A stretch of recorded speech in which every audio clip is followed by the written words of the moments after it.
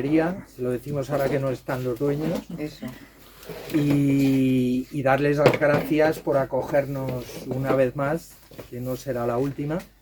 Y por supuesto, dar las gracias a Tim Appleton, que yo lo digo en castellano porque en inglés es bastante más complicado, entonces lo castellanizamos. Bueno, darle la bienvenida a Segovia, al Foro Social, y desde el Foro Social, pues también saludaros. Hay un ciclo que se llama Lectura y Compromiso, del que presentamos periódicamente libros, algunas veces en espacios de tiempo muy cortos como ahora, que estamos un poco locos con la presentación de libros, pero siempre nos encanta acoger a los autores porque aprendemos un montón y damos la oportunidad a la ciudadanía de ampliar horizontes y plantearse un pensamiento crítico, ¿no? Creo que este es uno de los sentidos del Foro Social como movimiento de base social que tiene que ver con la cultura fundamentalmente, pero también con la generación de ese pensamiento que pone en duda los parámetros en los que nos movemos habitualmente, ¿no? Entonces, bueno, simplemente deciros que Tim afortunadamente vive en España, por eso le tenemos aquí. Es inglés, no voy a decir la edad porque como no me la sé, además tampoco la voy a decir, no forma parte de la presentación. Yo tampoco lo voy a decir. Entonces, bien. Es licenciado en Educación y Filología Inglesa por la Universidad Anglia Ruskin, que no sé dónde está, en algún sitio. Essex. También en Essex. Sí. Ah, bueno, pues soy muy poco viajero. Lo tenías todo al lado de casa. Sí. Qué bueno. Bueno, y después además hizo una serie de másters sobre teoría política, sobre análisis del discurso y de la ideología, lo que le llevó a conocer, supongo que le había conocido a través de bibliografía, pero a Ernesto Laclau, que es un personaje como central en la teoría del populismo, y supongo que a su mujer también, Chantal Mouffe. Entonces, bueno, yo creo que ese componente, digamos, de teoría política, de filología, con el añadido del psicoanálisis y del estudio de Lacan, pues ha conformado una especie de, yo no sé, de movimiento sísmico, ético-político, que pone el foco sobre la política de hoy, pero la abre hacia el futuro, ¿no? Él se doctoró en la Universidad Complutense de Madrid, de lo cual nos sentimos muy orgullosos, y además es profesor de la Universidad Camilo José Cela. Bueno, es bloguero en el Huffington Post, también en otro sitio, en el Confidencial, sí. también. Y traduce libros bilingües educativos, no sé si sigues en eso o no, pero además es autor de libros colaborativos y también tiene 2 libros individuales suyos propios. Uno con un título muy provocador que cuando leí el título me pareció fuerte, dice: Escupir en la iglesia, punto. Un sí de izquierdas al Brexit. O sea, todo el título me parece perfecto. Esa es la parte controvertida. Y la segunda parte. La segunda parte está bien, sí. pero escupir en la iglesia también está bien, o sea, es bastante fuerte.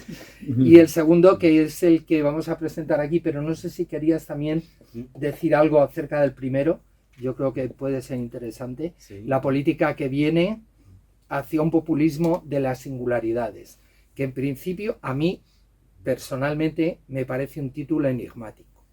Entonces, me parece bien que todo eso se desentrañe, ¿no? Porque por una parte está la palabra populismo, que yo creo que está muy popularizada. Vamos a seguir con derivados de populus. Es verdad que es una palabra que nos ha llegado muy de cerca porque tiene que ver con nuestra genealogía política, ¿no? La última fase de nuestra historia política tiene que ver con un personaje político singular que es Podemos, que que tiene mucho que ver con el populismo, tiene mucho que ver con la hegemonía, con los antagonismos, con Errejón, Sí. y creo que todo eso tiene mucho que ver con tu libro, con tu discurso y con tu reflexión. Creo que son cosas muy importantes porque hegemonía es una palabra clave en la CLO, pero es una palabra clave también en lo que pasó en este país cuando Podemos se desgajó, digamos, había un hegemonismo que se entendió como la creación de un pueblo que era ¿cómo lo llamas? No sé qué vacío. Vacío. Un significante vacío. Significante vacío. O sea, el pueblo, es verdad, porque el pueblo es una entelequia que puedes vestir de muchas maneras, ¿no? Pero como significante vacío, tal y como lo presentaba Errejón, como de alguna manera el lugar en el que nos encontramos todos los que estamos debajo, lo entendíamos muy bien. Y yo me quiero sentir ahí si realmente nos da la oportunidad de poder dirigir la política de este país desde los lugares donde se toman las decisiones, ¿no? Eso no ha podido ser posible. Ahora nos encontramos en un lugar en el que Podemos está dentro de una estructura política subordinada, pues no deja de ser un agente subordinado dentro de la política que vivimos. Pero a mí me parece apasionante toda la reflexión sobre estos temas, ¿no? Sobre el Estado, cuando hablas de que el Estado para ti no tiene contenido y ya el colmo de la provocación, cuando hablas de que la sociedad no existe y te refieres a Margaret Thatcher, directamente nos tiemblan las entretelas. O sea, me parece muy bien porque escuchándote un poco más, habiéndote leído un poco, se entiende por qué. Pero cuando el enunciado resulta muy provocador. Y ahora te cedo la palabra porque me he pasado ya. Bueno, iba a decir que si te parece enigmático el título en español, en inglés os puedo dar el título en inglés, porque ahora va a salir en inglés el libro. Mismo. Sí, pero con otro título. En inglés se llama, pero lo voy a traducir al español, obviamente. Se llama Una concepción lacaniana del populismo y el subtítulo es La sociedad no existe. La sociedad No existe. O sea que tenía preparado. Yo quería hacerlo al revés, ¿no? La sociedad no existe como título. Subtítulo, Una concepción lacaniana del populismo, que es más técnico. Pero me dijeron, como todo es un mercado, ¿no? Hay en Inglaterra, saben cómo vender sus libros, ¿no? Routledge se llama la editorial. Entonces me dijeron, bueno, toda la parte técnica tiene que salir en el título para que la gente pueda buscarlo online y luego pedirlo por internet. Entonces, he aprendido una lección ahí sobre la industria de publicación. Pero bueno, sí, yo he tenido que subrayar la idea de que la sociedad no existe como axioma teórico, ¿no? En la versión inglesa y me pareció bien hacerlo, porque me pareció una idea como secundaria en ese libro, pero quizás importante y curiosa para la izquierda, ¿no? Asumir esa idea, una izquierda que tradicionalmente se considera a sí mismo como, de alguna manera, una izquierda socialista. Asumir la idea de que la sociedad no existe puede ser complicado, porque con este axioma va la idea, se pierde totalmente toda la parafernalia del famoso vínculo social y todo lo que conlleva, ¿no? Y esto es algo que critico en el libro. Pero bueno, ¿qué más decías? No he preparado nada específico. Puedo hablar un poco del tema si quieres, o podemos hacer una conversación. Sí, a mí hay una cosa que simplemente señalártela, ¿no? que creo que la sociedad no existe tiene mucho que ver con la presentación que haces de las identidades, de las subjetividades Sí. y también pues de los antagonismos. Eso es, sí. Que hablas de que no hay un antagonismo único en la sociedad Ya.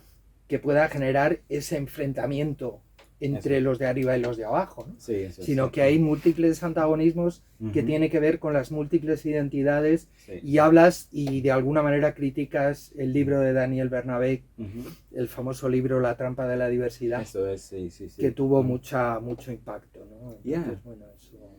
Sí, muchos amigos en Madrid leyeron este libro y comentaron ese libro y entonces cuando todos tus amigos están leyendo un libro, te toca leerlo, ¿no? Y me decepcionó mucho el libro porque, no sé si lo conocéis, pero Sí. Bernabé básicamente dice que es un argumento que se escucha mucho dentro de los círculos de una izquierda quizás más tradicional, que dicen que básicamente la política de identidad o las políticas de identidades, feminismo, la lucha contra la homofobia, estas cosas, son luchas secundarias, que la lucha política fundamental y básica es la económica y ya está, ¿no? Es un argumento que se ha escuchado muchas veces en el marxismo tradicional. Es parte de la filosofía marxista tradicional y la teoría marxista de la historia, ¿no? Y de la sociedad. Entonces, para mí era curioso ver un reciclaje de esa idea presentado como si fuera algo nuevo. En cierto sentido, la teoría populista, la propia teoría populista, la de Laclau, por ejemplo, o de Errejón, o de Laclau y Errejón, quizás más, Chantal Mouffe, porque yo no sé si Pablo Iglesias y Juan Carlos Monedero y esa gente realmente son populistas teóricamente. Pero sí, en un cierto sentido, el populismo como tal, como teoría, emerge como crítica de esa idea marxista, esa metafísica marxista tradicional, ¿no? De que básicamente todo depende de la clase social económica. Entonces, lo que hago yo un poco es insistir en la pluralidad de luchas, pero luego hago una cosa en el libro que creo que es más radical, ¿no? Que es decir, que es deducir de esta pluralidad el hecho de que no existe ninguna situación social única en que todas estas luchas, que sí existen realmente, pudieran unirse, ni hegemónicamente ni nada. Entonces, para mí el pueblo no es exactamente un significante vacío, lo es para Errejón. Porque Errejón es hegemonista, como dices tú, ¿no? Para él el populismo es hegemonía, básicamente. Y mi argumento es que en el libro, y este es el argumento probablemente más importante de esta versión del libro, que el populismo y hegemonía no son sinónimos, no son ideas sinónimas y deberían separarse. En parte para librar el antagonismo que constituye el populismo, ¿no? Entre el pueblo y élite, y también para que ninguna lucha quede subordinada a otra. Y mi argumento es que la única manera de evitar totalmente esa subordinación de ciertas luchas a otras, que me parece fundamental, es abandonar la tesis de la hegemonía. Pero claro, si abandonas la tesis de la hegemonía, lo que estás abandonando es la idea de que hay un espacio en que se articulan las luchas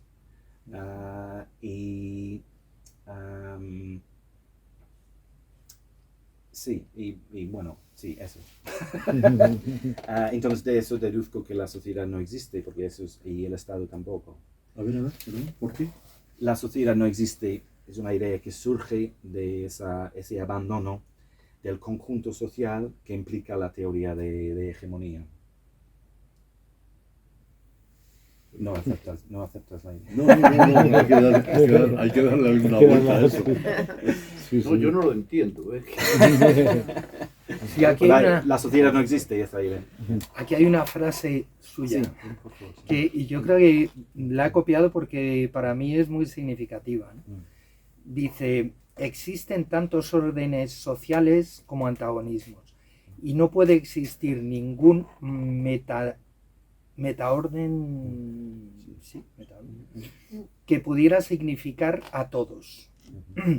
Creo que es de esta manera como las singularidades de un pueblo pueden preservarse. Eso es, sí, sí, sí. Yo creo que Lo, ahí lo he está. dicho mejor que yo mismo. Sí, la idea es, es como, lo presento como silogismo, la idea de que la sociedad no existe. Estuve escribiendo sobre esto el otro día. La lógica es esta. Para que exista un campo social, tiene que delimitarse por un antagonismo. Esto es el primer paso que tienes que aceptar.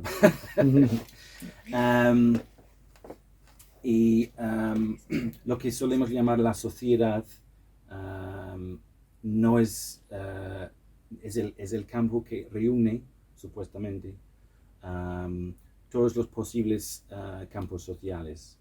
Por lo tanto, la sociedad no es delimitada por un antagonismo, entonces la sociedad no existe en tanto que campo social, que podemos resumir diciendo que la sociedad no existe, porque si no existe como campo social, no existe la sociedad. Esa es la lógica, la lógica del argumento. Cuando hablo de otra manera de decirlo es en términos de la teoría populista clásica, ¿no? Porque no sé si conocéis la obra de Laclau, pero Laclau es, como has dicho, es probablemente el teórico más importante o famoso del populismo de las últimas décadas, ¿no? Es argentino y todo el movimiento de Podemos y eso en parte fue influido directa o indirectamente por su teoría. Y su argumento es que es un poco técnico, pero él dice que defiende la idea de antagonismo, ¿no? Esto es importante, yo no sé si es algo obvio, pero para él la política se define por el antagonismo, antagonismo social. Es decir, cuando hay una brecha social hay política. Es la única definición posible de la política. Y él lo llama sinónimamente, sí. Populismo, ¿no? Porque para Laclau el antagonismo paradigmático es entre el pueblo y la élite. Y luego él argumenta que entonces, por ejemplo, tenemos un antagonismo feminista entre feministas y el patriarcado, por ejemplo. Eso sería un ejemplo. Y luego él argumenta que lo que en realidad define lo que solemos llamar la sociedad, pero él la llama lo social, que es una palabra un poco más vaga, pero es la misma idea. Es un ejercicio hegemónico que condensa varias luchas en un horizonte de luchas, horizonte general de luchas. Mi argumento es que hay una contradicción en esa teoría clásica del populismo, y es el hecho de que el antagonismo tiene dos significados distintos dentro de la teoría. En primer lugar, representa un antagonismo entre un pueblo específico y un élite específico, y luego describe la condensación de estas luchas ante otro orden social. Y mi argumento en este libro es que esto es contradictorio y no en sentido productivo, ¿no? No puede ser así. Un antagonismo es entre pueblo y élite y ya está. No puede haber un meta-antagonismo, digamos.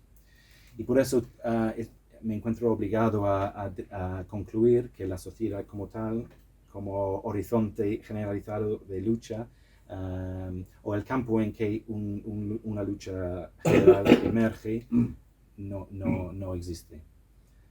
Entonces es un argumento a favor del populismo en todas sus formas y todas sus iteraciones, todas sus instancias, pero en contra de la hegemonía social. Esa es la diferencia entre mi argumento y, por ejemplo, el argumento de Errejón o Chantal Mouffe. Sí.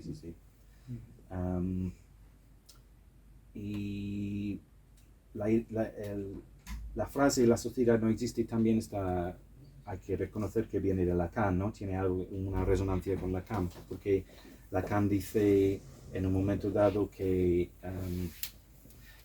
hay una frase famosa de Lacan, que la mujer no existe, ¿no? La femme n'existe pas. Y la idea ahí es que la mujer como tal no existe. Lo que existe son las mujeres, una por una, entendido una por una, en su singularidad. Entonces, esto es mi argumento sobre populismo, ¿no? Hay que tomar los populismos uno por uno, cada uno es una singularidad, y no hay ningún momento de condensación de luchas. Así preservamos un poco la integridad y la agudeza de cada uno de estas luchas. Y no tenemos que meternos en estos debates interminables que me aburren entre gente de izquierdas diciendo que, bueno, básicamente lo que quieres tú no vale. Pero no hace falta elegir porque la sociedad no existe. Entonces, quizás debería añadir, bueno, para terminar, que la única escala para mí, dado todo esto, esta argumentación, la única escala en que se pudiera elegir entre luchas distintas, luchas populares distintas, es al nivel personal, es decir, al nivel del ser humano, que no es un humanismo reciclado, pues simplemente para mí es algo totalmente materialista, una tesis totalmente materialista. Los que tienen que decidir son cada uno de nosotros sobre si una lucha nos parece más importante que otra en este momento y cosas de este tipo. Pero como no existe ningún tribunal socio-ontológico en que pudiéramos elegir o jerarquizar, nunca va a ser una decisión colectiva, aunque cada antagonismo en sí mismo claramente es colectivo y no depende del individuo, sino de la colectividad, ¿no? Bueno. Mira, espera, yo que no... Me cuesta también trabajo llegar ahí porque no he leído nada de esto y no estoy muy al día de estas cosas. A mí sí que me gustaría, como muy básico, a lo mejor es bajar mucho al terreno... No, por favor. Que definieras o que nos dijeras qué entiendes tú por populismo, si todos los populismos son iguales, que sí que has hablado un poco ahora de esto, de que es cada uno particularmente, pero yo creo que no son todos lo mismo, porque yo en mi vida, la primera vez que oí hablar de populismo, fue un populismo muy de derechas, hace bastantes más años que apareciera Podemos, y no me pareció positivo bajo mi ideología, que no es de derechas. Entonces sí que me gustaría, pues eso, que bajaras un poquito a la tierra. A lo mejor soy la única. No. Vale. No, me parece muy buena pregunta. ¿Te puedo hacer una pregunta a ti? ¿A qué populismo te refieres cuando hablas del populismo más reaccionario? Concretamente, si tú llevas bastantes años en España, que me parece que sí que llevas bastantes, la primera vez que oí yo la palabra populismo como adjetivo para enumerar una conducta era a Esperanza Aguirre, justo con todo lo que decía, las mejoras, el ponerse a nivel del pueblo, como darle lo mejor al pueblo, pero Sí. pero con engaños, o sea, un Sí. poco falsamente. Mm, Ahí fue mm. cuando empecé yo a oír la palabra populismo y me pareció muy negativa, porque Ya, era sí. engañar al fin y al cabo. Ya, vale. Sí, A sí, pesar sí. de la dicotomía esta de la élite con el pueblo. Sí, sí, sí. Pero vamos, era... Entonces fue ahí donde yo dije, uy, luego Ya. después, bueno, he oído más cosas, pero me gustaría que me clarificaras un poquito esto. Vale, perfecto. Pues es interesante el ejemplo, sí. Ahora que lo pienso, sí, es verdad que la gente solía hablar de Esperanza Aguirre de esa forma. De hecho, hay una tradición más larga en España de eso, que es el Partido Popular. Claro, claro. Es que ya So, entonces tenemos que hacer un trabajo teórico ahí para explicar eso. Yo me interesaría preguntarte más cosas, pero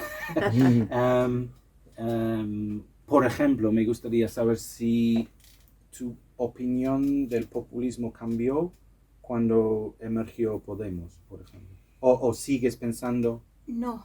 lo mismo que antes.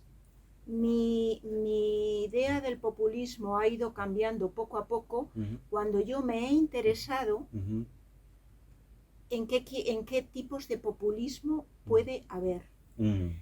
No solamente en España, sino a nivel histórico. Sí. Pues como sí que me interesa, Sí. pues, y bueno, pues ahora mismo, esta señora y yo, no, esta señora y yo, estamos un poco metidos en el populismo de los nazis y de los soviéticos. Stalin, Sí. Entonces, Sí, las muy bien. diferencias y luego también el populismo de Podemos también. Sí, Yo sí. entiendo, bueno, no sé si lo entiendo, pero yo ahora mismo considero que el populismo es muy simplemente el favorecer al pueblo, Sí. así muy Yeah, muy pero, sencillo. Muy sí, sencilla. perdona, No, sí. es un poco la definición que yo me aprendí de populismo, que Sí. no es de izquierdas y de derechas, da igual. Claro. Es dar soluciones fáciles Sí. a problemas complejos. Exacto. Sí, Eso sí, es sí. populismo siempre, sea de izquierda quien lo diga. Sí, O sea, sí. no hay cosas fáciles, no hay No. soluciones fáciles para los problemas complejos. Exacto. Yo Sí, creo sí, que es eso el sí. populismo. Vale. Y luego ya pues lo adaptas a donde... Me da igual que sea de derechas o de izquierdas, ¿no? Sí.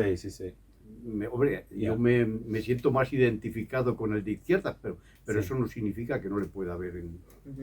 Sí, obviamente la idea de que en Argentina hay un debate tradicional entre populismo y liberalismo. Y lo que dicen los populistas, que ahí son de izquierdas en general, en Latinoamérica el populismo se asocia más con la izquierda. Y en Europa se asocia más con la derecha. Hay razones estructurales para explicar eso. Pero mi libro no es estructuralista, entonces yo tengo que ignorar hasta un cierto punto esos argumentos, obviamente. Pero sí, el debate populista entre populistas de izquierdas, por ejemplo en Argentina, y el liberalismo, lo que llaman ellos liberalismo, los compañeros de izquierdas de Argentina, tiene que ver con ese tema de la complejidad, ¿no? Porque dicen que los liberales dicen que los problemas son complejos y la izquierda populista dice que no, los problemas son más sencillos, ¿no? Entonces, a veces la idea es quitar esa complejidad, ¿no? Para poder hacer la política. Que personalmente me parece bien, porque a mí me parece lógico que la política sea algo sencillo, ¿no? Que no tiene que ser... Los problemas son complejos, sí, pero la política no tiene por qué ser complejo, ¿no? Porque parte del argumento es que cualquiera puede participar en un proceso político, ¿no? Entonces, si crees eso, la política en sí misma lógicamente no debería entenderse como algo complejo, ¿no? Porque es algo que depende simplemente de una decisión que uno toma. Y una decisión es binaria, entonces es un sí o no. ¿Estás a favor de esto o no? Por eso la política ha tenido ha podido sobrevivir los milenios, ¿no? Pero luego el tema de la diferencia entre populismo de izquierdas y populismo de derechas, obviamente ahí hago una intervención teórica, por decirlo así, y ahí entran mis definiciones, ¿no? Y digo, mi argumento es que el populismo no hegemónico, es decir, el populismo en las singularidades, es por esencia un populismo de izquierdas. Entonces, cuando hablamos de populismo, tenemos que entender el populismo como algo de izquierdas. Porque el pueblo, en el sentido izquierdista de la palabra, debe entenderse, esto es el argumento que presento, como el agente de un antagonismo social que emerge al lado de un vacío social, por decirlo así. Entonces, cuanto más cerca es al vacío del orden social, más pueblo es. Y deberíamos entender el pueblo en ese sentido como un pueblo de izquierdas para no confundirnos. Esto quiere decir que puede haber un populismo de derechas. En un cierto sentido sí y en un cierto sentido no. Según mi argumento, el populismo de derechas debe entenderse como lo que llamo en el libro un simulacro del populismo de izquierdas. Es decir, el populismo de izquierdas se adhiere a la parte vacía de un orden social y hace visible ese fallo social masivo.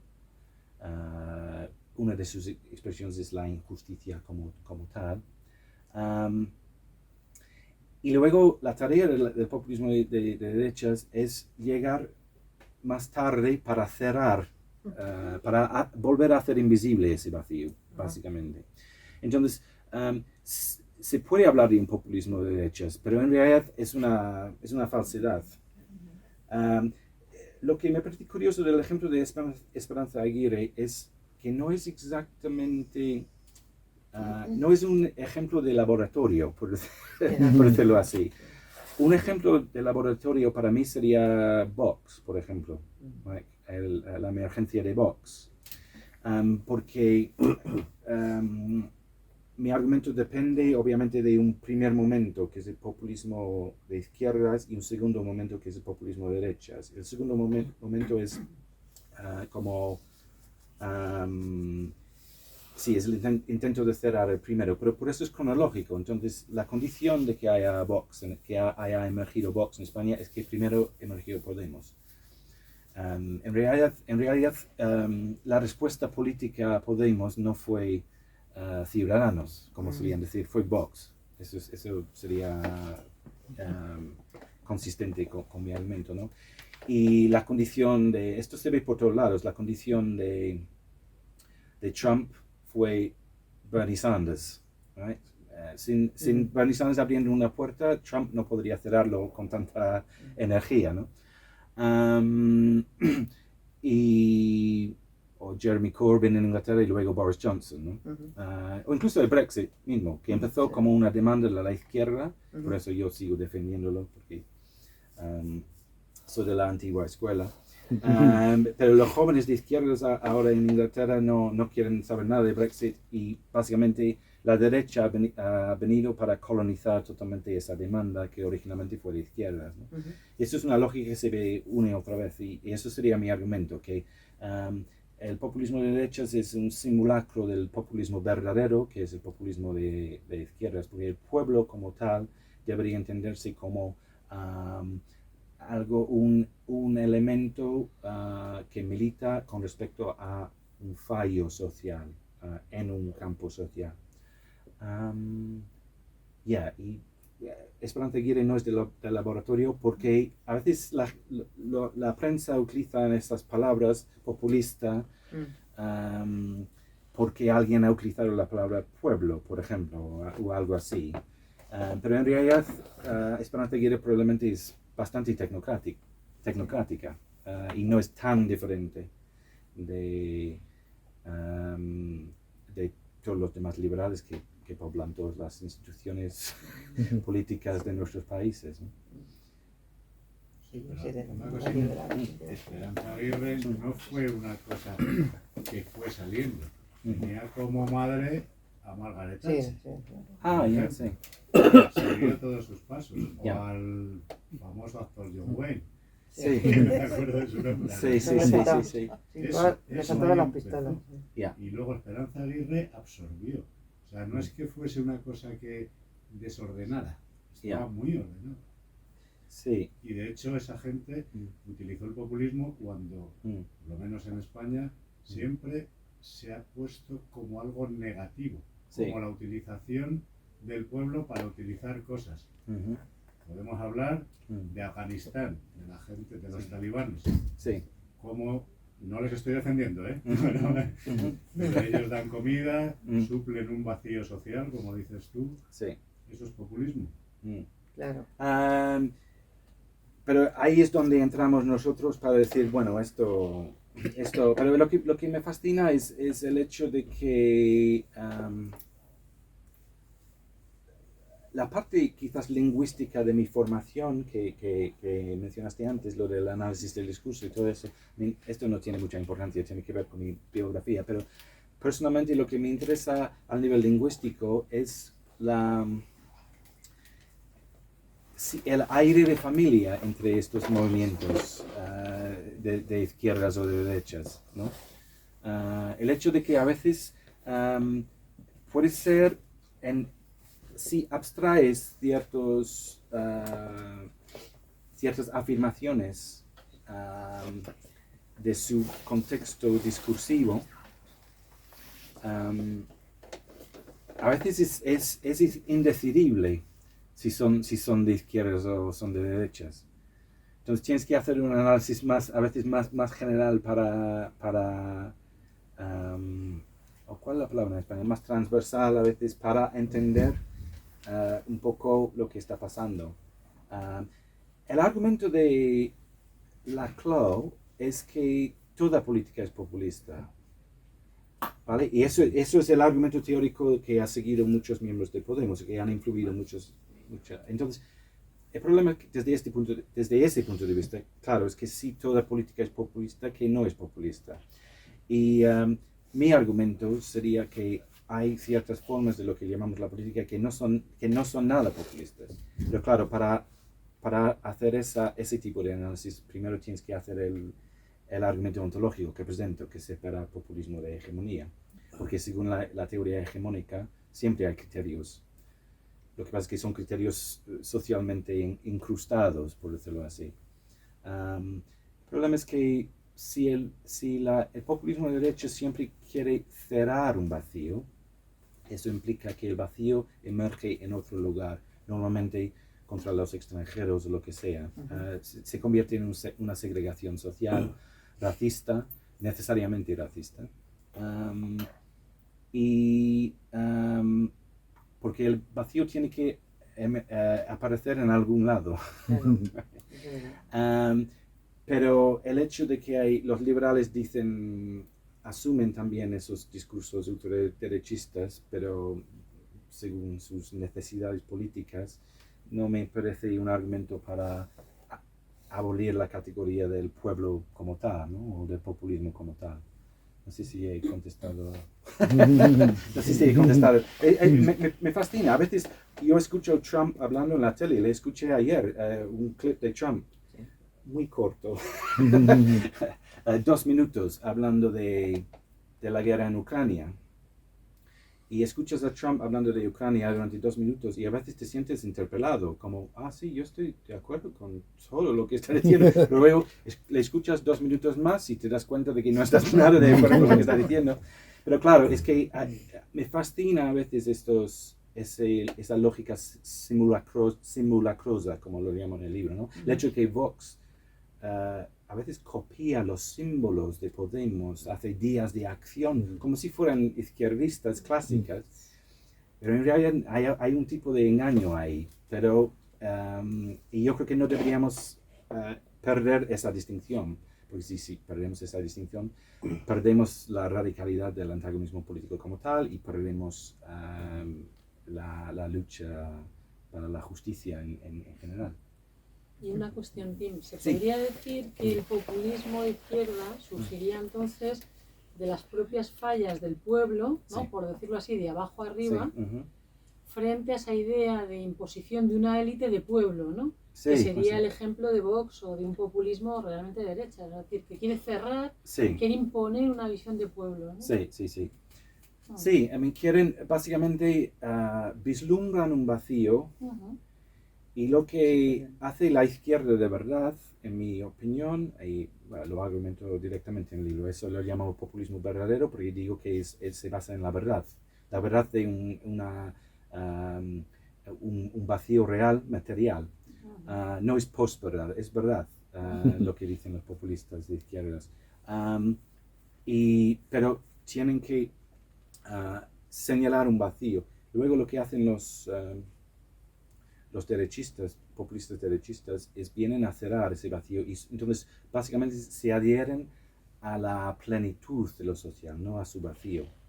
Entonces asumen que hay un pueblo totalmente unido.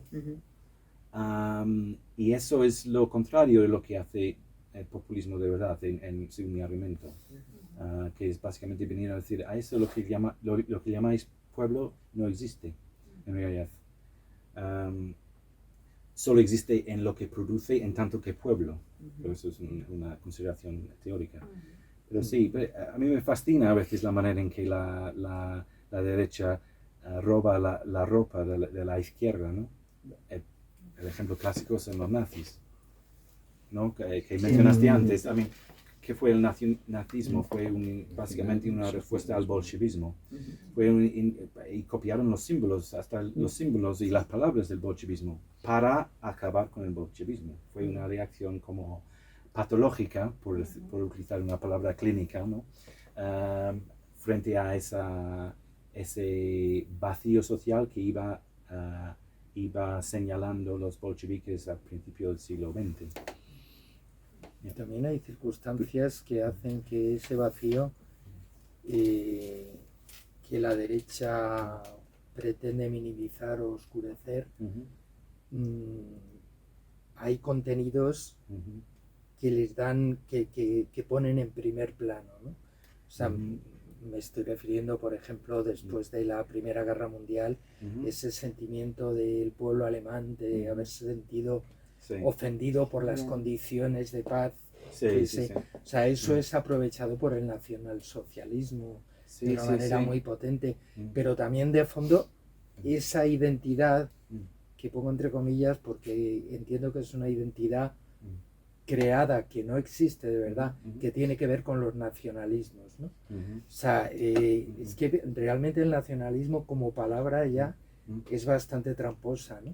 Pero el nacionalismo también está engullendo ese espacio vacío. De hecho, aquí, cuando surge un problema de identidad, como puede ser la periferia española, en Cataluña, pues de pronto ese vacío se llena con un nacionalismo español que genera una confluencia de voluntades en el resto de España que no tienen duda. O sea, a mí eso me sorprende, ¿no? Pero el nacionalismo me parece que juega un papel muy pernicioso ahora en España y que puede serlo además en el futuro no muy lejano, algo muy peligroso. O sea, el cierre de las fronteras y la preservación de la identidad nacional, como están haciendo en Italia, como hace en Francia el Frente Nacional, como hace en Alemania. Hay un cierre sobre lo nacional, ¿no? Pero en el fondo eso forma parte de una reconstrucción de ese espacio vacío que tiene que ver con un pueblo, pero es pueblo imaginario, ¿no? Sí, bueno, yo diría que es un pueblo real, no imaginario, pero eso es una distinción técnica. Sí. En el sentido psicoanalítico, ¿no? Imaginario, simbólico y real. Sí, pero sí, totalmente. Yo creo que estoy de acuerdo con lo que estás diciendo. Hay un capítulo sobre esto en el libro, porque tiene que ver con el tema del Brexit, que también mencioné. Yo creo que cada país, seguimos dividiéndonos en países, me parece, y en naciones en general, sobre todo en este continente. Y para mí, eso es un dato importante. Y la situación, es verdad que la situación con el pueblo, con el populismo, en un país específico es contingente, depende de la historia del país. Entiendo de los debates que he escuchado en Madrid que nacionalismo es una palabra que para mucha gente de izquierdas les incomoda mucho, pero también hay otra visión del nacionalismo que tiene que ver con... Es complicado. España es un país excepcional en esto porque tenéis supuestamente naciones dentro de la nación, que es un tema que a mí me perpleja totalmente. Pero bueno, pero sí, luego viene, por ejemplo, yo me acuerdo de un artículo que leí de Íñigo Errejón diciendo que tenemos que pelear la nación o tenemos que discutir la nación con la derecha. Okay, so, abriendo la posibilidad de un nacionalismo español de izquierdas, algo así. Pero yo me acuerdo, ahora anecdóticamente, bueno, esto se graba, ¿no? Se está grabando. Sí. No puedo comprometer. Yeah. Oh. Qué mata. Yo me acuerdo de una charla de Errejón en nuestro espacio, antes de Podemos y todo eso. Y él dijo que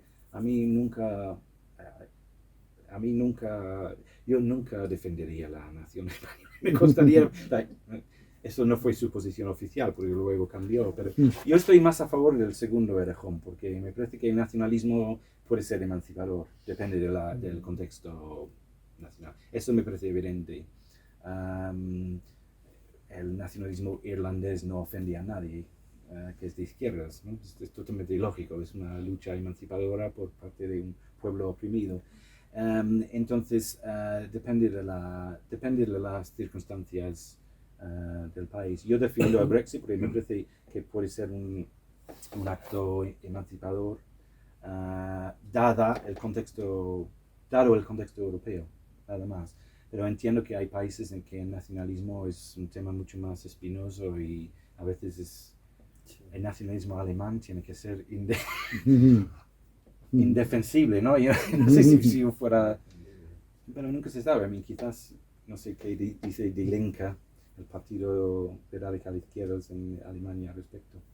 Pero es que aquí es verdad que lo que hablas de las subjetividades, aquí se produce con los nacionalismos. Incluso con los localismos. Aquí hay gente que se siente en primer lugar de su pueblo, o sea, de su ciudad, y esa es su primera identidad. Y además muy marcada, ¿no? Y después con los de su región o los de su provincia. Y si eso en un momento determinado de la historia emergió como una nacionalidad con una identidad política de esa nación. Si he nacido en Gerona, yo me siento gerundense y catalán, ¿no? Y a lo mejor también español, como mucha gente, ¿no? Pero como que hay identidades superpuestas ahí, ¿no? Yo creo que no sé si tiene algo que ver con el tema de las subjetividades que tú dices, ¿no? Sí, yo creo que sí. Un pueblo no tiene que ser nacional. No tiene por qué ser nacional, pero tampoco creo que no puede ser nacional. No sé si me explico. Decir que es imposible que sea nacional también me parece un error. Depende de la circunstancia. Es posible que que has dicho de Girona. Pobres, los vamos a utilizar ahora como ejemplo, pero ellos de Girona pueden ni siquiera sentirse catalanes, no sé, pero eso está bien. La política se basa en lo que en el arte se llaman found objects, objetos encontrados, ¿no? La política se basa en una subjetivización de identidades ya dadas. A veces esas identidades cambian, pero a veces cambian por cosas totalmente contingentes que no tienen mucho que ver con la política. Pero subjetivizar una identidad que se encuentra ahí contingentemente me parece lo normal en la política, y la política puede ser geográfica también. No hay nada polémico en decir eso. Hay una cosa que se llama la geopolítica, ¿no? Rusia, Ucrania, no sé. Entonces yo no soy, lo único que diría probablemente, que es más polémico, es que no me consideraría internacionalista en ese sentido, ¿sabes? Porque no entiendo exactamente qué quiere decir internacionalista en ese sentido. No creo que hay que ser internacionalista para ser de izquierda, por ejemplo, ni viceversa. Porque eso puede ser verdad según una lógica hegemonista o que se entiende como una complejificación de la ontología marxista tradicional, que todos podemos ser internacionales porque básicamente todos tenemos la misma lucha en común, pero para creer eso tienes que creer que todas luchas son económicas, que es algo que no creo. No, para mí no es lógico decir que la lucha feminista es económica. Bueno, Puede también ser económica, también es económica. pero no necesariamente. Muy económica.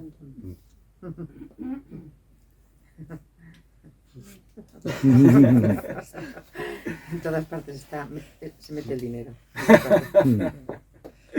A mí es que eso me plantea una cuestión que nos hemos planteado a su vez nosotros desde los movimientos sociales de una forma muy recurrente, ¿no? Cómo unificar fuerzas. Sí. O sea, nos damos cuenta de que por separado somos débiles, no somos capaces de que nuestras reivindicaciones tengan la suficiente entidad como para ocupar ningún lugar vacío. O sea, ni los feminismos por su parte, ni el obrerismo por su parte, o sea, esas reivindicaciones que pueden ser diversas, pero nosotros siempre hemos defendido que tenía un punto en común y que ese punto en común era digno de defenderse y además era la única posibilidad de que las fuerzas fueran suficientes como para hacer frente al poder de una élite que tiene claro su identidad. Yeah. O sea, y esa es económica, evidentemente. O sea, la identidad de la élite a lo mejor es diversa también, ¿no? Supongo que también es diversa, pero que tiene un componente económico muy importante. Nosotros como pueblo podemos ser muy diversos en cuanto a las subjetividades, pero también muy débiles. O sea, asumir eso supone asumir la subordinación permanente. ¿Cómo dar ese paso para poder, evito la palabra hegemónico, para poder ocupar el poder hay que hacer una revolución? ¿Se parece la palabra revolución también? Sí. Mi argumento sería que hay dos cosas distintas, ¿no? La relación hegemónica entre luchas, teóricamente hablando, o como propuesta teórica, y otro tema es si la gente, si los individuos se movilizan o lo que sea. Yo creo que son dos cosas distintas, ¿no? El hecho de que hay gente que milita y gente que no es un problema constante, ¿no? Lo importante es que si queremos cambiar las cosas, hay que ver qué significa cambiar las cosas, ¿no? Obviamente tengo un argumento sobre esto en el libro, pero como la sociedad no existe, ¿cómo puedes cambiar algo que no existe? Pero el hecho de que ciertas personas militan y otros no es un problema constante, pero yo creo que no podemos deducir de eso que luchas distintas tienen que movilizarse juntos con respecto a un horizonte compartido, que ese horizonte no existe. Eso es el argumento. Pero cada lucha es relativa a un campo social distinto. Entonces, el hecho de que haya tantas personas el 8 de marzo en las calles me parece un gran logro. Y no se puede decir, todo esto está muy bien, pero luego, ¿qué queréis hacer con la economía? ¿Sabes? Me parece que la movilización en España sobre el tema feminista, con respecto al tema, me parece increíble y para celebrarse y no para relativizarse, no debería relativizarse, ¿no? con respecto a la injusticia que se encuentra en un sistema patriarcal, me parece que esa cosa va muy bien. Luego, otra cosa es que hacen los gobiernos y eso, ¿no? que se consideran dueños de todos los sistemas sociales imaginariamente. Bueno, pero eso es otra vez creo que incluso los teóricos del Estado más importantes del siglo XX como no sé, Poulantzas o Jessup, les han costado al final dar una unidad teórica a su objeto de estudio. Acaban diciendo siempre que la idea de que el Estado es algo monolítico es un trampantojo. En realidad hay ciertos grupos dentro del Estado que tienen intereses distintos y que se pueden movilizar de maneras distintas. Insisto, no tenemos que caer en la trampa de decir siempre que todo es una cuestión económica. A veces me parece más alentador esta posición que presento porque nos libera a celebrar lo que realmente hemos conseguido en reinos sociales distintos y no despreciar los logros reales.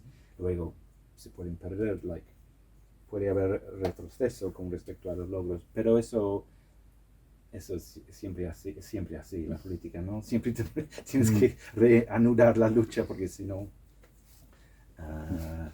no sé, la repetición y el cierre es la norma de las varias situaciones sociales en que nos encontramos, ¿no? Sí. Yo es que creo que voy a salir con más dudas que tenía, ¿eh? Ese es el objetivo, ¿eh? Diciendo en serio, ¿no? O sea, a ver, si todo es populismo, nada es populismo. Sí. Eso es luego después, de Estoy izquierdas totalmente y de de acuerdo. derecha son totalmente distintos. O sea, por un lado es el libre mercado, el capitalismo, y eso se va a equilibrar y va a funcionar según esa tesis, y la otra es la nuestra, ¿no? Que funciona, las solucionamos, es decir, si damos de comer en las colas del hambre, para la derecha eso es populismo, sin embargo yo creo que puede ser necesario. Este es un tema que yo así. Y luego el populismo es creer que, porque todo es muy complejo. Bajamos los precios ahora, eso, pero ¿cómo? O sea, es complejísimo eso. Dar una solución fácil, pues no vale. En ese caso, ni en otro. Y los nacionalismos que estáis hablando, pues para mí son de derechas. El Brexit es de derechas. Desde mi punto de vista. Y es puro populismo. Y ¿quién quiere los nacionalismos? Normalmente son económicos. Porque nos interesa, quieren... Y llegan al independentismo si es necesario, pero fundamentalmente son económicos. Es mi punto de vista mal expresado, pero es como yo lo veo, ¿no? Sí. Perdón una cosita, yo No sabía si... añadiría que siempre que hay un movimiento para salir de un grupo, coincide que son ricos. ¿Qué es? Que son Que ricos. son ricos. Las zonas ¿Por qué ricas. coincide Los pobres siempre nunca que se los ricos independizan. es por no ayudar a los pobres? No Hay necesariamente. quien quiere Da igual. independizarse. Hay movimientos de todo. Sí, yo me preguntaba si vamos a acabar hablando de Brexit. Seguro. Muy tentador. Sí. Obviamente mi argumento en el primer libro sobre el Brexit tiene que ver con no soy inconsistente, intento no ser inconsistente, ¿no? Pero lo que pasa es que es un tema un poco complicado. Entiendo que cuando hablo de Brexit aquí en España, con amigos o incluso aliados políticos que son de izquierdas, básicamente nadie entiende lo que estoy diciendo. No lo digo para ofender, pero es literalmente las palabras que digo no se computan. Y tengo muchos amigos que dicen, pero vale. Okay. Pero básicamente no estoy de acuerdo contigo y ya está. Pero claro, yo creo que es un tema más complejo de lo que se ve desde aquí. Esto es probablemente el comentario más iluminador que puedo hacer al respecto. Es difícil articular para una audiencia en el sur de Europa porque te parece tan natural salir de la Unión Europea, pero para mí fue totalmente no fue una cosa compleja para mí, fue sencilla, siempre lo ha sido. Like, salir. Y mucha gente, y me sentí, no sé si vale la pena mencionarlo, pero yo estuve encantado cuando salimos. Yo lo celebré y sigo celebrándolo, me parece fantástico. ¿Por qué? Bueno, porque eso es el tema, porque siempre quería salir de la Unión Europea. Y hay toda una tradición izquierdista, como mencioné antes. A mí básicamente la demanda de salir de la Unión Europea vino de la izquierda históricamente en Inglaterra. La derecha quería quedarse en la Unión Europea por esta razón, ¿no? Por el tema del dinero, según su entendimiento. Pero es una historia larga, que quizás no tenemos tiempo, pero Inglaterra está en la Unión Europea por los conservadores, no por los laboristas. Los conservadores, un gobierno conservador decidió entrar en el mercado común en 73. No sé si tenemos tiempo para esta historia, pero fue tan Pero es el que controvertido. ha decidido también salir, ¿no? Sorry. ¿Quién ha decidido salirse de Europa? Los conservadores. Los conservadores, sí. ¿Quién están capitaneando todo eso? Los conservadores. Es No verdad, sé lo sí, que hará sí, la sí. izquierda, pero les queda Ya. mucho por... De momento es la derecha, son los conservadores los que están capitaneando eso y los que... No lo Sí. sé, yo no lo entiendo, ¿no? Pero a veces, ¿cómo se dice? Un reloj roto da la hora correcta 2 veces al día, ¿no? Aunque viene de la derecha la oferta de salir, la izquierda de verdad no tiene otra opción sino de aceptarlo, ¿no? Según la BBC había como 4 millones, se estiman que había 4 millones quizás más gente que se considera de izquierdas en Inglaterra que votó para salir. Entonces no fue exclusivamente una demanda de la derecha. Lo que pasa es que la demanda ha cambiado, tiene razón, mayoritariamente la demanda ha cambiado de banda, políticamente hablando, durante las últimas décadas. Pero la izquierda siempre quiso la unidad de los pueblos. Los pueblos. De los pueblos. Pero no en Europa. Y no lo contrario. Yeah, y pero- no lo contrario. Pero no en Europa. Internacionalmente sí, porque el marxismo fue internacionalista, eso todos lo sabemos. La izquierda Pero es no en Europa. internacionalista. Europeísmo no es internacionalismo, no lo fue en Ahora, el contexto Quien británico. aquí es vos quien dice que nos salgamos de Europa también. Y tampoco son muy de izquierdas, vamos. Os puedo resumir muy rápidamente la historia, ¿no? Estamos en la Unión Europea por los conservadores y luego fue tan controvertido esta decisión en la izquierda británica de los 70 que los laboristas tenían que organizar, cuando volvieran al gobierno en 74, tenían que organizar un referéndum para retroactivamente decidir si íbamos a quedarnos o no. Y la izquierda radical de Inglaterra, todos hicieron campañas para salir. Y como toda la prensa británica dijo, no tenemos que quedarnos, la prensa británica es famosamente conservadora, ¿no? No, tenemos que quedarnos. Básicamente ganaron el argumento y quedamos en lo que luego se convirtió en la Unión Europea. La izquierda cambió de posición sobre la Unión Europea en Gran Bretaña. Aquí no sé, pero en Gran Bretaña, aunque hay una parte de la izquierda aquí tradicional, Izquierda Unida, que no estaba de acuerdo con la integración europea. La OTAN.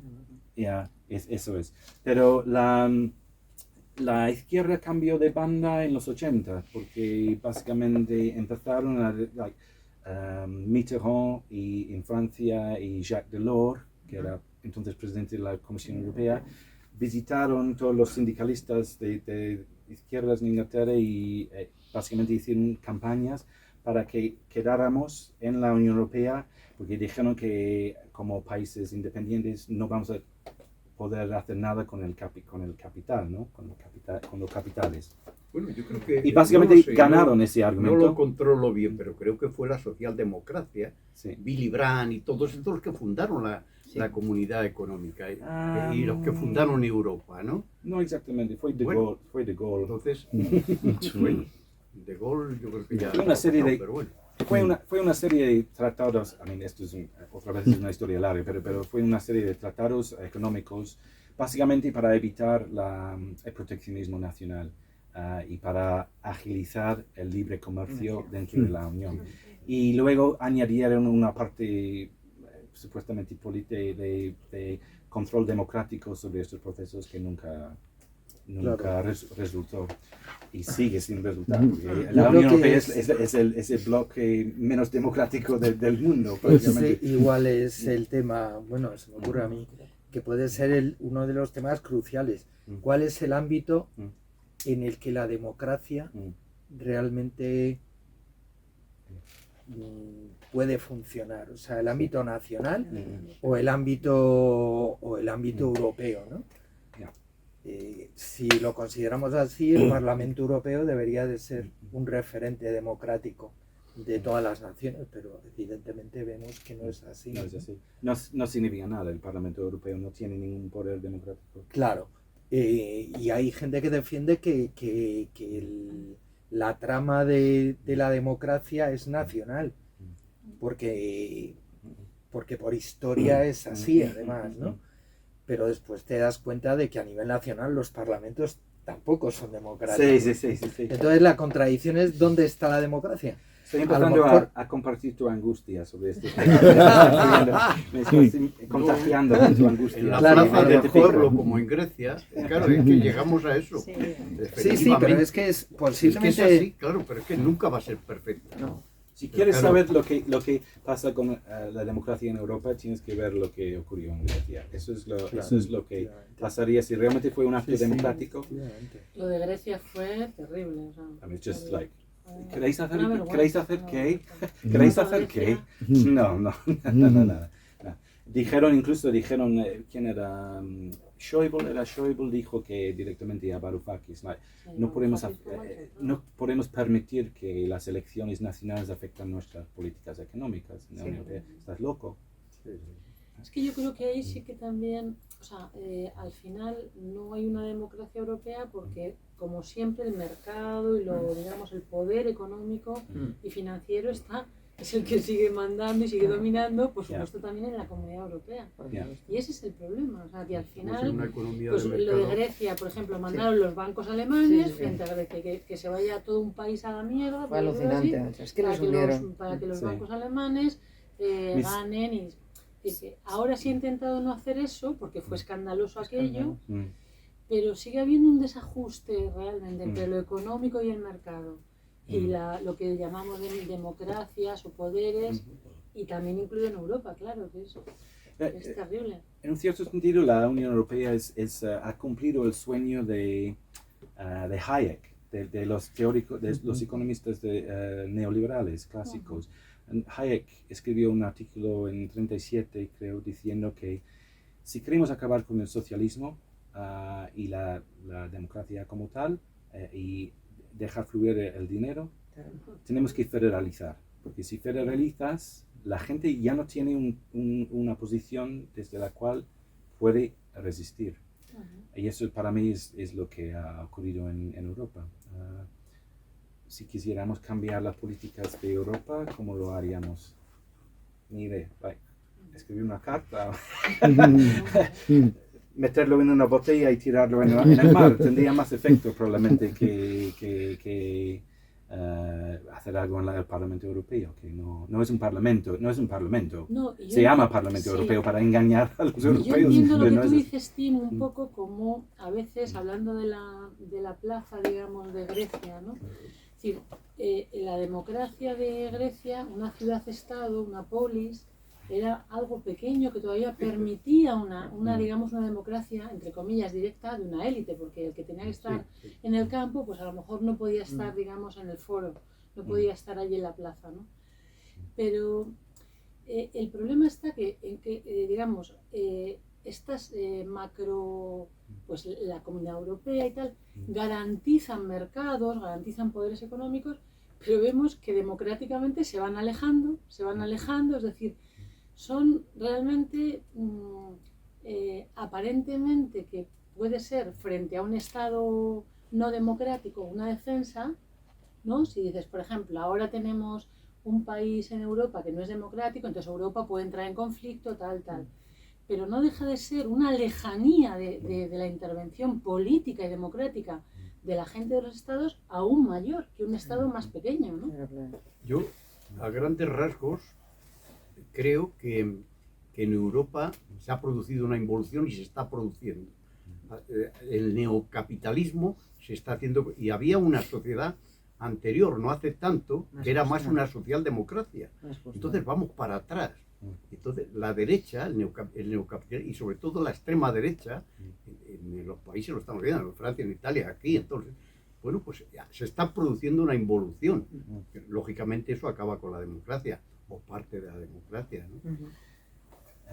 Volviendo al libro, a este libro, tengo un capítulo sobre nacionalismo en el libro, el populismo y nacionalismo, porque a veces incluso en América Latina se ven también como sinónimos, y mi argumento es que obviamente no son sinónimos, pero pueden ser sinónimos en ciertos contextos. Es decir, que tenemos que recuperar, para mi gusto, la izquierda debería recuperar la palabra soberanía. Entonces hago una defensa de la palabra soberanía, y básicamente argumento que el pueblo es soberano, por definición, y sin soberanía ser un pueblo no significa nada, en el sentido de que sus poderes a un cierto punto, en un cierto momento, sus poderes tienen que ser indivisibles. Esa es la definición de soberanía. Pero eso se aplica a todos los pueblos posibles, incluyendo el nacional, posiblemente. No necesariamente, pero el pueblo nacional también puede ser soberano. Y si eso es una condición de poder proseguir una lucha o realizar una lucha política, pues así sea. Entonces, internacionalismo, nada. Depende, ¿sabes? Hacer política no depende de eso, ni europeísmo. Hombre, el internacionalismo es un deseo, por decirlo así, ¿no? Es un deseo que se tiene y que todos probablemente tenemos. Pero la realidad es que nacemos en un país, tenemos unas economías, unos ejércitos, unas educaciones, y al final el hecho de poder, digamos, tener la posibilidad de mover alguna de esas fichas, parece que es más fácil cuanto más cercano o pequeño es. O sea, decir eso. Y claro, entonces es verdad que parece que el nacionalismo suena así, pero la realidad es que nacemos en unos lugares socioeconómicos, geográficos, lingüísticos, con una historia, etc. Y esa es la realidad, o sea, que nos constituye además. Sí, a mí me parece paradójico el hecho de que en España, cuando hablo de Brexit, ¿no? Con mis amigos españoles, no se identifican nada con lo que estoy diciendo. Pero luego, quizás España es uno de los países donde el europeísmo es menos controvertido, ¿no? Es uno de los países donde es menos politizado ese tema, me parece. No se me ocurre otro. Pero por otro lado, quizás es una... Había un franquismo que ha seguido. Sí, claro. Yo conozco muchos españoles que se sienten muy españoles. Sí. Y no todos, depende de la región, ¿no? Pero orgullosos de ser españoles, además. Bastante orgullosos. Y dices, entonces, ¿te consideras español o europeo? Y dicen, europeo. Y a veces insisto, ¿no? ¿En serio? Es que tú eres español, ¿no? Te encanta tu país. Bueno, sí. Pero les gustaría ser europeo en un cierto sentido, pero sí, claro, es como algo que no tiene materialidad, porque no hay un demos, aparte de otra cosa, europeo. Yo voy a romper una lanza por el internacionalismo. No, porque nosotros como foro social nos declaramos internacionalistas con gusto y por definición. Pero en el sentido de que consideramos que solo hay un género humano, que nuestra humanidad es común a la del resto de las personas, vivan donde vivan, y sus problemas y sus deseos de justicia y sus ansias de libertad son nuestras también, ¿no? Cuando vemos un migrante pasar en una patera a Europa, ya sabemos de dónde viene y tienen unas circunstancias diversas a las nuestras completamente. Y sin embargo, nosotros nos sentimos parte de esa gente también. Entonces, yo entiendo el internacionalismo como una identidad compartida, una identidad profunda en la que como ser humano nada del humano me es ajeno, ¿no? Entonces, eso puede tener una proyección política o no, pero de fondo, si eso no existiera, creo que este mundo no sería vivible. Sí, totalmente de Bueno, acuerdo. Sinceramente. yo totalmente de acuerdo. Yo también. Simplemente me tengo que ir. Darte las gracias. No, muchas Es que me gracias. alegra además que se haya establecido un debate. Y bueno, siento que me tengo que ir ahora. Estoy de Encantado acuerdo de- con unas cosas, otras estamos menos de acuerdo. Ya Pero está. el debate siempre es necesario y bueno, ¿no? Muchas gracias por ¿eh? estar. Hasta luego. Sí, no sé. Bueno, igual queda un poco No, a ver, hay metafísico, moralista, pero lo vivo realmente como una realidad, ¿no? O sea, a mí me interiormente me revuelve cuando veo unas imágenes y puede ser la televisión, hay una distancia ahí, una distancia evidente, pero hay un sufrimiento compartido, ¿no? O sea, yo ahí no lo puedo evitar. Sí, pero tampoco nos identificamos por ser víctimas, ese es el tema. Porque ser víctima no es necesariamente una propiedad humana especialmente definitoria. A mí, Me puedo identificar por haber sufrido la injusticia. Y la consecuencia de sufrir la injusticia es tener que emigrar en las condiciones que emigran los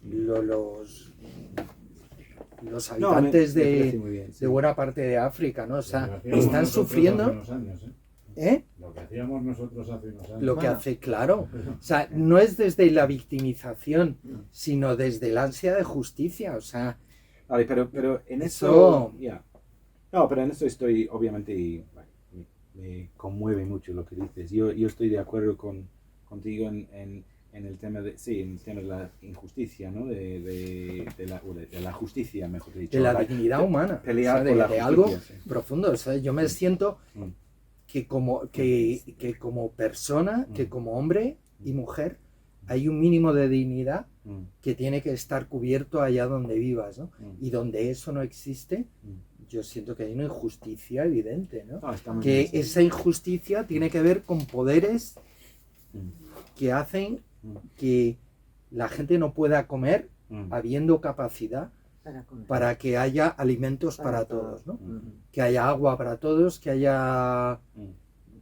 ¿Por qué no? ¿Por qué hay pobreza energética en un país como España? Mm. En el que hay medios suficientes para cubrir esas carencias de familias, ¿no?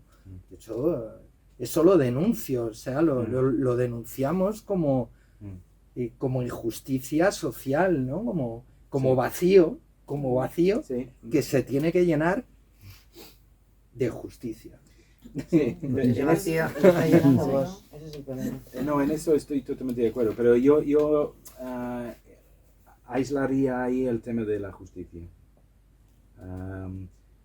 Porque lo del ser humano me parece más vago. Yo tengo un lado... Puede ser vago, yo- pero es muy real. Yo tengo un lado anti-humanista, pero eso es por formación teórica, ¿no? Ese es Lacan. Los seres humanos, sí, efectivamente. Los seres humanos a veces no son para celebrarse tanto. Pero el tema de la justicia, sí. Pero sí, pero incluso con la justicia, yo insistiría en que hay que ver qué principio político produce en una situación específica, que es obvio decirlo, pero podemos sentirnos identificados con la gente que vemos en la tele o lo que sea, que están pasando hambre o lo que sea. Pero, ¿qué haríamos al respecto? ¿Sabes? ¿En qué contexto y cómo mejorar esa situación? A veces es más difícil de lo que parece, ¿no? Sí, claro. Y a veces estas imágenes te intimidan más que otra cosa, porque no sabes qué hacer, entonces acabas desesperado, no sé. Y más Pero, grave, yo- hay yo- veces yo- que lo que haces es quitar esa noticia y al final se olvidan. Sí, sí. Hablo Hay de la mucha gente que generalidad de la prefiere gente. no verlo. Claro. Directamente apaga la tele. Sí, sí, es que es lo que hace la gente. Apaga la Entonces, tele. ante eso que me está hiriendo, prefiero no No verlo, verlo. prefiero ignorar esa realidad. Pues por eso no estamos en la calle, que es donde teníamos que estar. Efectivamente, esa es una razón. Porque ahora mismo no sé qué hacemos aquí sentados. Y hay una Pero cosa que mira a los quería franceses, ¿dónde están? sobre el nacionalismo, tú has dicho los nacionalismos, yo estoy de acuerdo, dependiendo del contexto que se dé, económico, social, político, pueden ser de una manera o de otra. Lo que ocurre es que, ¿qué pensarías tú si tú tienes 40 años de dictadura? Con una represión brutal, ¿qué sería? ¿Nacionalista o internacionalista? A ver, Es probablemente internacionalista. de cajón. Pero Hay es que una dudarlo. situación hipotética. ¿vale? Claro, Pero sí, creo te que entiendo que es perfectamente, La sí. cuestión esa, en Inglaterra, Bueno, nunca han aquí en querido España- ni siquiera unificar la moneda, las medidas, una serie de cosas, Sí. que siempre, aparte de ser un pueblo bastante pirata, por un lado, Sí. siga siendo, vamos, Sí, todos sí. los cobros de secuestro se cobran en la City, Sí, sí, no sí. se cobran aquí. Sí. Sí, sí, es así. Sí. Entonces, con esa vida que habéis tenido, yo entiendo que sí que digáis, porque el mensaje del Brexit, que tú lo decías, el mensaje del Brexit es, con lo que nos vamos a ahorrar de pagar a Europa, Sí. a la gente que lo necesita, vamos a atar los perros con longaniza. Sí. Es decir, vamos a vivir muy bien. Sí. Mentira. Sí, Eso es una mentira. esa parte fue mentira, sí. Y eso, Pero no tú lo estás votamos. diciendo que lo aceptas y que lo apoyas. Me parece Sí. bonito. Pero para mí, precisamente no es una cuestión económica en ese Ya, ya, sentido. ya. Yo nunca pensaba que íbamos a estar forrados. Sí, sí, sí. Bueno, pero Eso fue un rumor que nunca... Pero Pero el separar la economía, perdón, el separar la economía de todos los problemas, es decir, nos vamos a Disney y disfrutamos. Claro. O sea, la economía No está desde mal, el no está principio mal. del tiempo, nos va mal ahora la economía, yo no sé, en largo plazo. Pero bueno, eso es otra... ya. no, para mí no es el valor más grande, Mm. pero creo que las políticas se hacen con una visión económica. Sí, pero simplemente quería decir, y esto nos devuelve al tema de antes, ¿no? Que para mí la economía política no agota todas las No. posibilidades políticas. No, no, claro. Entonces la cuestión, en el caso de Brexit, la cuestión democrática fue mucho más importante. Luego vemos qué hacemos con la economía, que están teniendo muchos problemas ahora en Inglaterra. Pero es porque el gobierno actual de Inglaterra es totalmente incompetente. No necesariamente porque hemos salido de la Unión Europea. Se podría haber hecho de forma mucho más racional, pero bueno, esta es otra historia larga. Y sí, ¿tú querías decir algo, Gerardo? Sí. Yo quería decir algo en relación con lo que planteabas tú de... A ver, yo creo que todos estaríamos de acuerdo con lo que has planteado, creo que estamos todos de acuerdo. Ahora bien, a mí me parece que ese planteamiento tiene que ver, es una especie como de sublimación, porque realmente hay mucho más en el ser humano que esa identificación con el sufrimiento, con la injusticia, con el tratado injustamente, etcétera, etcétera. Entonces, a mí me parece que realmente una política nunca puede negar ese otro aspecto. O sea, fíjate que lo que tú estás planteando, con lo cual estaríamos de acuerdo, pero sin embargo, en la realidad no es así. O sea, la gente no funciona como tú estás planteando. Estábamos diciendo que se enciende la televisión, se ve y tal, y se cierra y se apaga y se olvida. Ese es el funcionamiento normal. Entonces, lo que quiero decir es que ese aspecto en el cual toda esa parte oscura del ser humano, la política no puede negarla, no debería negarla. Porque si la niega, entonces yo creo que se entra también en una especie de populismo, ¿no? Una especie de... Y es que a lo mejor es un populismo difícilmente combatible, en el sentido de que son fórmulas excesivamente sencillas para algo tan complejo como es el funcionamiento de los humanos. El funcionamiento de los humanos, que puede pensar ahora que qué horror lo que ha pasado en Turquía, y dentro de una semana se nos ha olvidado. Pero es que pero es que eso es así. Entonces la política, a título individual es muy difícil hacer frente a eso. Pero la política debería plantearse ese tipo de cuestiones, ¿no? Entiendo. Sí, Pero yo estoy de acuerdo contigo en el tema de la justicia. Me parece que la justicia no depende de una teoría de cómo es el ser humano o lo que sea. Claro, Está bien empezar desde la... Pero yo estoy de acuerdo contigo. Yo Yo, creo- yo- yo- yo empezaría políticamente desde la injusticia siempre y yo creo que eso es importante. Yo creo que en España hemos tenido históricamente muchos ejemplos, pero cercanamente los hemos tenido sobradamente. O sea, a mí el tema del Tarajal, por ejemplo, Sí. eso es una exigencia de justicia. ¿Por qué la fuerza pública tiene que actuar de esa No, no, manera? sí, yo estoy, claro, Y hay claro. y de parte de la ciudadanía, una exigencia ciudadana de responsabilidad hacia los poderes públicos, porque nosotros somos parte de esa fuerza de esa fuerza policial que está actuando de esa manera. O sea, nosotros de alguna manera nos identificamos como colectividad también con nuestras fuerzas del orden y deberíamos de exigir que actuaran con justicia. Es que me acuerdo con vergüenza de la forma en que el gobierno justificó eso, ¿no? Lo de Melilla, imagínate cuando lo de ocurrió. Melilla. Claro, y lo de Melilla, ¿no? O sea, que Bueno. tenemos más cercano. Eso es una exigencia de justicia, ¿no? Y es política.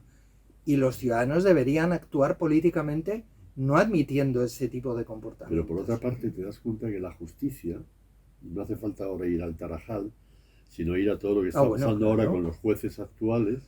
Sí. Entonces es que la justicia también está afectada Sí. por poderes económicos, por todo, etcétera. Y además, lo terrible es pensar que esos poderes económicos, que además de alguna forma funcionan ocultamente, porque no se sabe muy bien dónde están los poderes económicos, se sabe cositas, pero no, eso sí que no desconocen la democracia. Totalmente. Entonces eso no es tratable. Es decir, hay cosas que la política se hace muy difícil. Por una parte, el tratar, por ejemplo, con todas esas fuerzas económicas que tienen un poder impresionante, y yo diría, por otro lado, con lo que planteaba antes, ¿no? Esa parte oscura de los seres humanos que cómo se trabaja desde el nivel de la política, ¿no? Es que creo que siempre que hay una parte afectada, o sea, una colectividad que sufre una injusticia, es porque hay otra parte que se beneficia de esa injusticia. Entonces, eso es un juego político de perdedores y ganadores, ¿no? Sí. Y ahí no hay ninguna pérdida. El que pierde hace que otra parte esté ganando lo que aquella está perdiendo, ¿no? O sea, ¿qué es lo que está pasando en la Cañada Real Galiana? ¿Por qué están sufriendo esas circunstancias? Porque hay unos intereses económicos que realmente están haciendo que los poderes públicos no intervengan para evitar que esas familias sigan sufriendo unas condiciones inasumibles de falta de electricidad en un invierno y en un verano, ¿no? Entonces, Y claro, yo entiendo entonces que ese antagonismo está en el centro de lo que antes hablábamos del populismo al modo Laclau, ¿no? Es decir, Sí, que el antagonismo claro. Yo creo entre el pueblo, la cabaña real, esta, y la élite económica o otras élites y otras parcelas del pueblo. Entonces, claro, sí, esa es la lucha, claro. Yo ahí le doy la razón a él. Ahí hay un subjetivismo de todas aquellas personas que están sufriendo esa situación de carencia grave en la Cañada Real, pero yo sin sufrirla me sumo. O sea, yo no sufro esa subjetividad, Claro. pero esa subjetividad me está afectando como persona. Entonces, si hay que salir a tomar el Palacio de Invierno por la Cañada Real Galiana, yo voy primero, ¿no? O sea, Sí. O sea, hay un subjetivismo. Nombrar esa injusticia es el comienzo. Y luego hay una identificación con ese nombramiento, digámoslo así. Y eso está muy bien, eso. Sin eso no hay política. Y está bien identificarse con ese momento, me parece. Sí. Pero Y son tampoco está mal. subjetividades compartidas. Eso- Subjetividades Claro, compartidas. sí. Bueno, porque afectan una situación. Yo que- no soy mujer y me identifico con sus circunstancias y con sus exigencias, ¿no? Desde Sí. el feminismo. Pero lo terrible es lo que planteabas tú hace un momento, ¿no? Y cómo se hace para unar todas esas Claro. subjetividades. Porque la experiencia que tenemos y que nos preguntamos todo el tiempo y que es por qué la izquierda se divide constantemente. ¿Por qué nos dividimos? Entonces, ¿qué se puede hacer con eso? Pues mira, lo tienes clarísimo con la ley Mordaza. Claro. Ahí había subjetividades diversas. De hecho, tan diversas que no llegaron a votar que la ley Mordaza tuviera un final. Bueno, y el feminismo que sea, y el feminismo El que feminismo, lo tienes ahí también. Está en plena efervescencia. Yo no sé si eso tiene que ver con la psicología de las masas y análisis del yo de Freud, que conocéis, en donde realmente los pueblos que se unen, no generalizaría, ¿no? Pero que lo que une a una masa es la identificación con un líder. Sí, Y ahí habla de la iglesia y del tiene ejército. Sí, tengo un capítulo sobre el liderazgo El liderazgo populista también, también. es sí, verdad. Es terrible pensar que fuera de ahí, acordaros de la película de, ay, por favor, lo de los grupos de sionistas, la vida de Brian. ¿Os acordáis de los grupúsculos que...? Es decir, es terrible pensar que esa... El Frente Popular de Judea. Claro. Es decir, en la medida en que no hay una identificación con un líder, ¿cómo se hace para que los pueblos, para que los grupos, lo que tú planteabas? Te voy a regalar el libro si ¿Qué? si no lo tienes ya. No, tengo un capítulo sobre el liderazgo populista y tengo una definición bastante específica y describo el líder como algo como un ejemplar ético para un movimiento. Ya. Es decir, no se identifica con la subjetividad del líder, no con el líder como tal. Eso sería la lógica hegemónica, que no es populismo de las singularidades. Entonces, hablo de San Pablo en el libro, básicamente, la manera en que no es cuestión de influir directamente a la gente con tus ideas, ni mucho menos controlar a la gente, sino mostrar a la gente que estás fiel a una verdad, en este caso sería el vacío, ¿no? Que has experimentado directamente y mostrarse fiel a eso. Y por eso creo que hay algo irreductiblemente ético en el líder populista, que no tiene que ver exactamente con el argumento de Freud. Ya. Claro. Y nunca podrías comprarte un chalet en Aravaca. No. Éticamente, no. Ya, claro, sí. Muy interesante ese tema, porque eso rompió precisamente la Pues yo me acuerdo la conexión de los ética. comentarios a mi alrededor. No se la compran en la Eso vaca, fue, ¿eh? No, en Aravaca no, es verdad. No era en Es Aravaca. en Galapagar. En Galapagar. Que no tiene nada que ver. No tiene nada que ver. No tiene nada que ver, ojo, ¿eh? Sí, lo conozco, es verdad. O sea, Bueno, Pues yo creo que lo damos por Una última terminado. pregunta. Sí. En tu afirmación primera decías que no existe la sociedad. Quiero entenderlo. O no sé si quieres referirte a que no existe una sociedad definida o es una sociedad líquida, como igual decimos ahora el pensamiento líquido, Sí. o no es una sociedad en la que históricamente uno se defina con unas estructuras determinadas. Quiero saber a qué te refieres con que no existe una sociedad. Mi concepción es de una pluralidad paradójica de singularidades que se extienden sin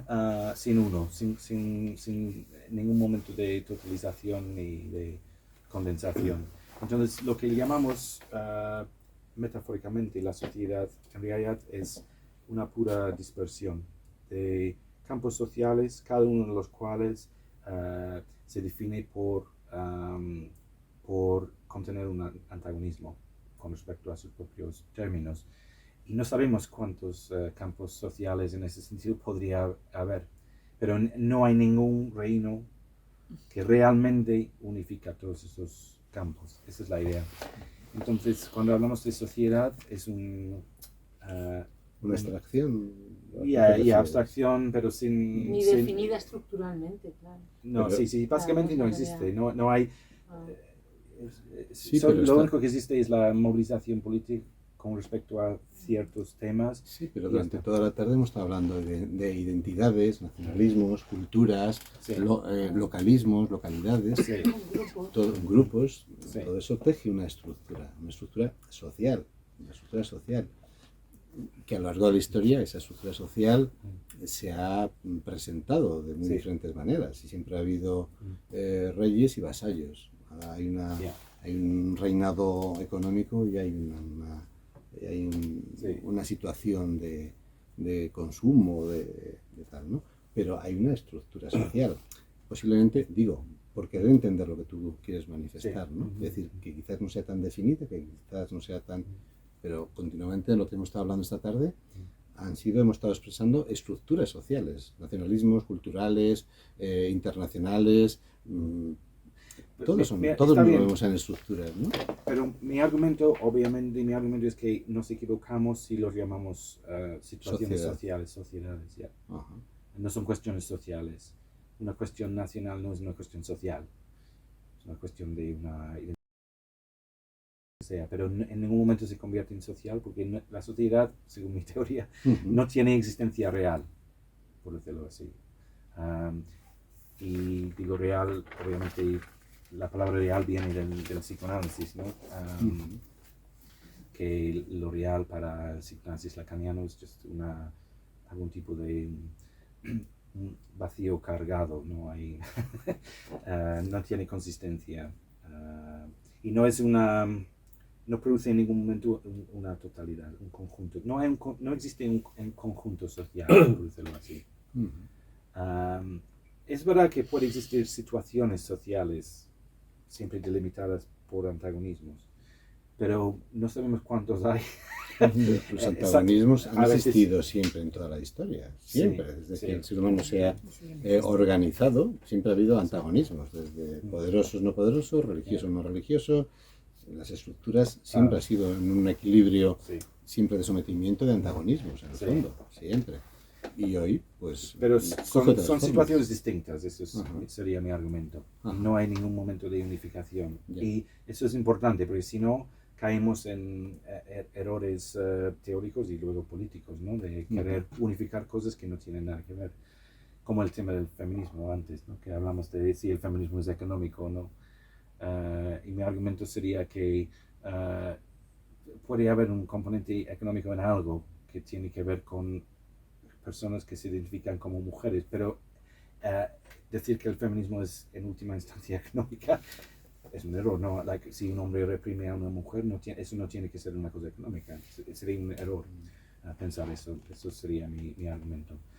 Estamos aquí, no sé si estamos en una situación social, esto no es exactamente una sociedad, estamos aquí unificados por un interés en un tema, y lo que tenemos aquí no es un vínculo social en el sentido abstracto, simplemente estamos unificados hemos venido aquí para hablar de algo muy específico, ¿sabes? Y disfrutar con un cierto tipo de... mis amigos el otro día en el bar en Madrid me dijeron, pero entonces no somos amigos. No, pero somos amigos, pero eso no tiene nada que ver con la sociedad. Es otro tipo de vínculo. Bueno, pues si queréis lo damos por terminado. Pues, muchísimas gracias. Muchas gracias a ti.